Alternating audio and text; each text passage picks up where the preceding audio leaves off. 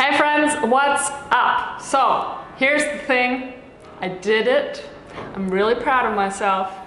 I quit eating sugar. I beat my sugar addiction. That's a big thing. It's huge, actually. I've been addicted to chocolate and desserts and vegan cakes and all of that goodness for a very long time, and pretty heavily. There was not a day that went by without me digging into a whole bar of chocolate or, you know, a couple of pieces of, I don't know, vegan cheesecake, chocolate cake, whatever I could get my hands on. And generally I have a very clean diet, as you guys probably know, plant-based, vegan, I exercise a lot, you know, and all these things. And yet, when it comes to sugar, yeah, that was my big, huge weakness. And I am now proud to tell you, I managed to let sugar go. I broke up with sugar and chocolate and vegan cakes. Yeah, I did it. It wasn't easy, I'm not gonna lie. Just no lying around this. It wasn't easy, but it was so worth it. It still is worth it every day. I'm just super happy that I'm kind of beyond that. I've graduated.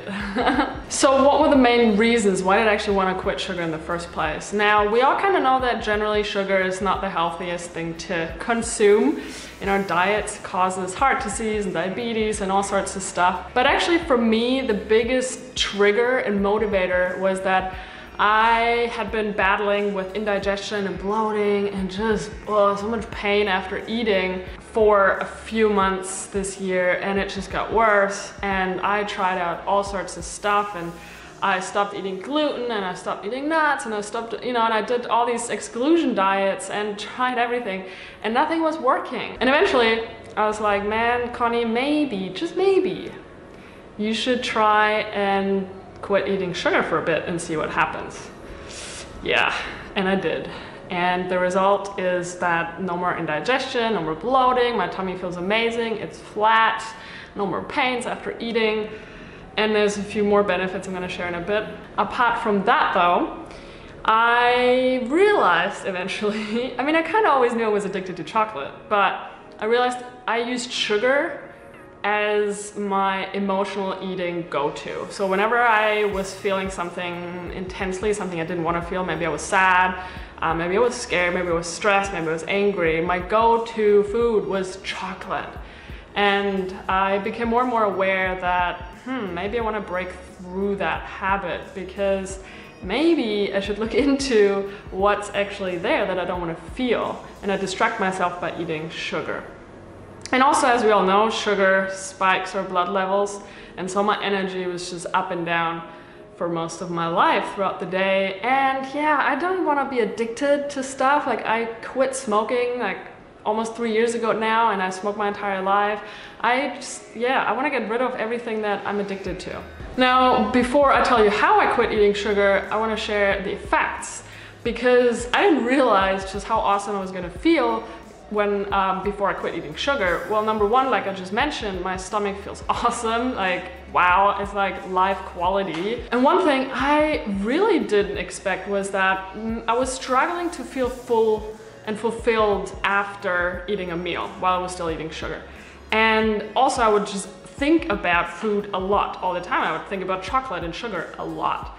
And so now that I quit sugar a couple of months ago, I feel full after I have a meal. I'm done eating, you know, like a nice healthy meal, a salad or Buddha bowl, whatever, and that's it, done. Whereas before it was always like, yeah, I need sugar, but even that wouldn't fulfill me, you know, it was just like ongoing. And during the day now, I don't think about food very much. I have, you know, my 2 meals, maybe in between some little tiny snacks. And lastly, I have no more energy ups and downs. My energy is just constant, awesome every day. I feel even better exercising now, going swimming, doing yoga or surfing or running, more energy, and just none of this, none of that, more like this. So, well, how did I actually quit eating sugar? Because like I said, it's not easy to get off of that drug, and scientists actually say that sugar is more addictive than cocaine. Get that. That's intense. So my best advice, and this is how I did it, I just told myself, Connie, we're gonna go cold turkey. We're gonna just quit it all today. you have to go cold turkey. I know the withdrawals are horrible and they lasted for like really intensely, maybe 3 to 5 days, where I was constantly having this urge, like it was so hard not to stop at the store and get my favorite vegan dark chocolate or coconut snowballs and whatnots. But I knew from quitting smoking, I could do it, and I did it. And then for about maybe 2 weeks, it was difficult. But after those 2 weeks, I felt like I was over it. It was more like a gradual process where I then eventually realized after a few weeks, I was like, holy moly, holy shit. I think I've beat my sugar addiction.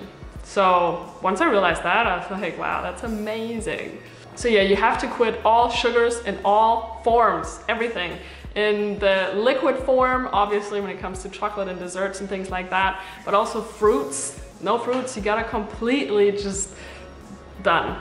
And even now, like, you know, I quit sugar about a couple of months ago. I'm slowly, maybe here and there, having a bit of fruit now and just seeing how I go, how my stomach reacts, how my energy reacts. But in the beginning, everything's gotta go. And that also includes things where you're not exactly sure, because sugar is in a lot of things, especially processed products or foods where we don't really expect sugar to be in it. So for example, if you drink plant milks, there's a lot of sugar in all its different forms and varieties, and like soy milks or oat milks or almond milks. So read the labels, especially when you buy processed stuff, and make sure there's no sugar in it and stick to it.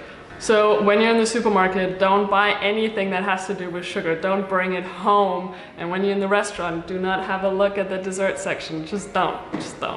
Now, what really helps is to cut down on your carbs in general for a while, because as we know, there's sugars in carbohydrates. So, you know, and it helps to not eat too much gluten. So maybe stick to brown rice and quinoa instead of, you know, the normal bread or pastas that you eat.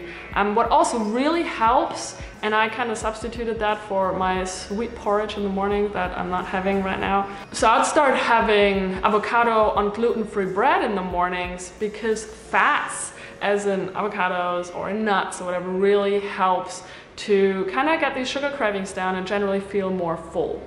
And now if you struggle with cravings before you get your period, and I feel ya, I'm there with ya. I recommend taking 5-HTP. It's a natural serotonin. And I think that's also one thing that I was looking for in my chocolate, was like, give me that serotonin chocolate, make me a little bit happier. But 5-HTP is natural serotonin, and before I get my period, maybe a week or two depending, I start taking those tablets that you can get on Amazon. And that kind of takes care of these cravings. I feel like taking 5-HTP really manages my sugar cravings before I get my period. So definitely try that. And overall, just try to eat really clean and healthy as you're getting off the sugar. It just makes you feel more awesome about yourself and more nourished and fulfilled with the meals that you have. And know that in the end, it's okay to mess up. I did. I totally messed up. It's not like I just quit cold turkey and then that was it. No, of course, there were times when I was like, nope, just a tiny bit of chocolate, just a little bit. It's okay to mess up.